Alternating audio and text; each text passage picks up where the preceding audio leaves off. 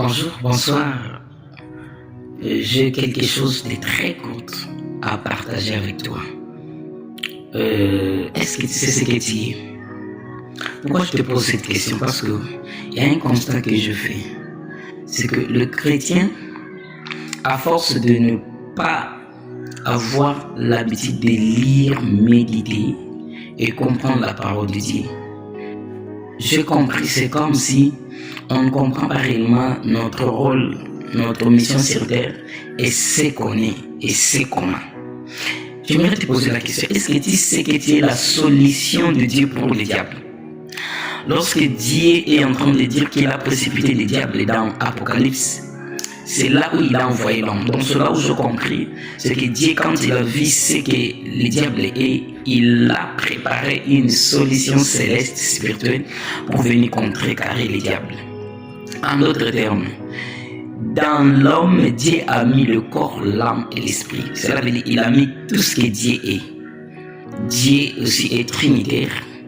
Il est Père, Fils et Esprit. Vous allez voir qu'il a conçu comme un prototype de lui. Mais apparemment, nous les chrétiens, à force de ne pas vraiment lire et connaître la Bible et passer beaucoup de temps dans la parole de Dieu, on ne comprend pas réellement ce que nous sommes. Pourquoi je le dis?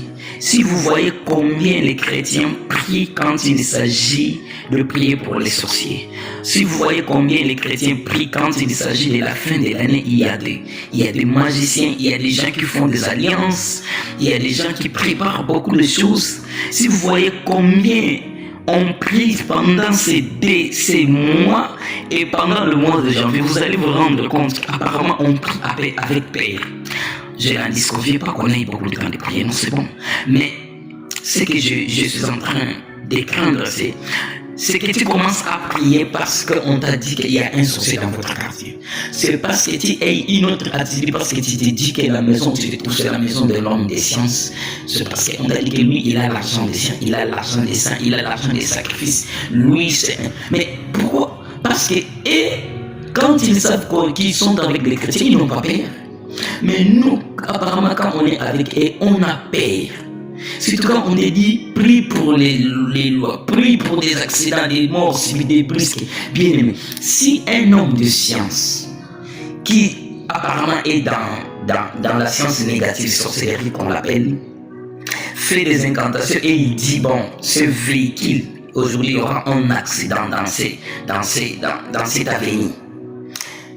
Alors toi, un homme spirituel, et cet accident arrive, toi tu n'as pas, toi qui es dédié, qui as l'image du Père, du Fils et du Saint-Esprit, toi qui as le Père, le Fils et le Saint-Esprit en toi, incorporé en toi, nous qui avons Dieu en nous, on n'a pas ce pouvoir-là d'annuler ça.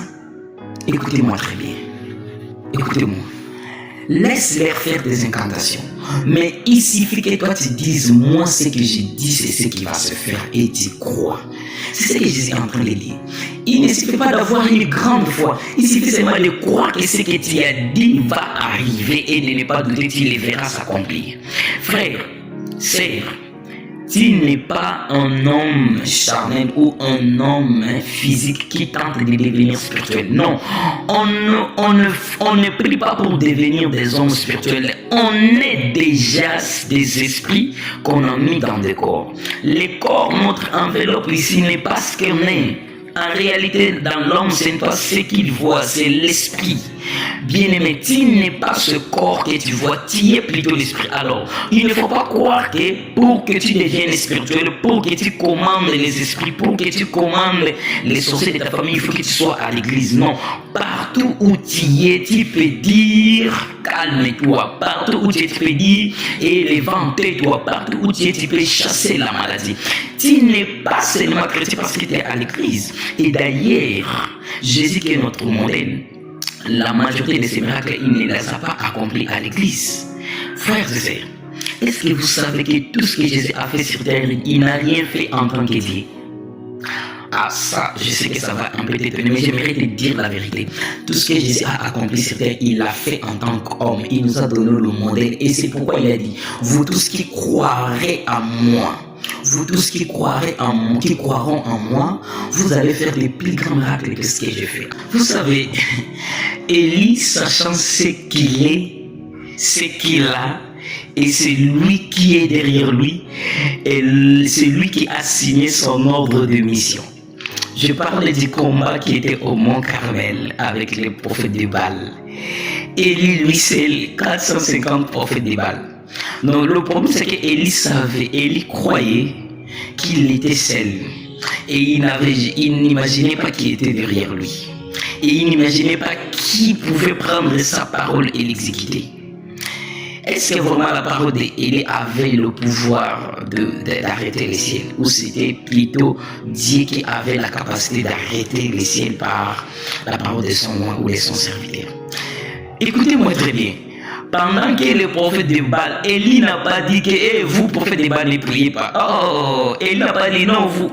Non, laissez les sorciers de ta famille faire les incantations. Laissez-les prendre ta photo, laissez-les écrire des notes, prendre tes habits. Mais toi, ce que tu vas dire, toute arme qui sera forgée contre moi, donc toute arme, tout plan qu'ils vont écrire à mon nom disant que c'est moi qui allais mourir, non. C'est elle-même qui allait mourir là-bas. Quand il dit ça, c'est fini. Élie a dit, prenez tout, prenez 12, prenez les taureaux, prenez vous aussi, bâtissez votre hôtel, appelez votre Dieu. Et vous croyez que est-ce que Baal ne répondait pas? Bien sûr, Baal répond. Bien sûr que Baal les a répondu. Ils ne sont pas venus parce qu'ils savaient que Baal avait déjà répondu. Baal travaille aussi. Est-ce que quelqu'un est en train de comprendre? Donc, ils sont venus parce qu'ils savaient que Baal devrait faire. Mais malheureusement, Élie avait l'assurance que ce jour-là, c'est lui qui avait dit, qui a toutes les décisions. Il a dit, vous allez rien faire. Et quand Élie a parlé, quelque chose s'est passé. Alors, frères et sœurs, il ne faut plus te sous-estimer. La première des choses, c'est que tu vas faire, crois que tu n'es pas n'importe qui, crois que tu es une femme, tu es un homme spirituel et que tout ce que tu dis, tout ce que ta bouche proclame, tout ce que tu déclares au nom de Jésus va arriver. Toi, crois seulement. Celui qui va accomplir, ce n'est ni toi, ce n'est ni ton père. Alors, est-ce que tu es sûr que ce que j'ai dit t'a édifié? Alors partage-la encore à quelques-uns de tes amis pour qu'eux aussi soient bénis. Merci.